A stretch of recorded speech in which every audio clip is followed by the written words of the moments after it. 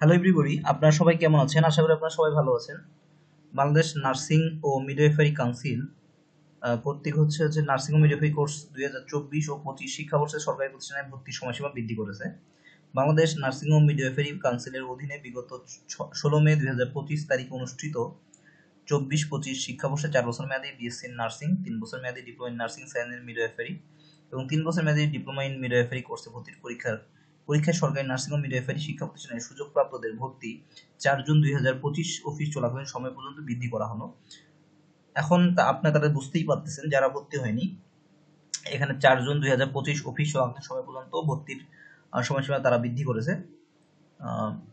তো আপনারা যারা ভর্তি হননি দ্রুত ভর্তি হয়ে যান, তাহলে পরবর্তীতে আর হয়তো বা সময় দিবে না। তো ধন্যবাদ সবাইকে। আমার চ্যানেলের সাথেই থাকবেন এবং নার্সিং বিষয়ে আরো বিস্তারিত জানতে এবং পরবর্তীতে নার্সিং সম্পর্কে আরো অনেক ইনফরমেশন পেতে আমার চ্যানেলটাকে অবশ্যই লাইক, কমেন্ট এবং সাবস্ক্রাইব করবেন এবং ভিডিওটাকে অবশ্যই শেয়ার করে দেবেন। ধন্যবাদ।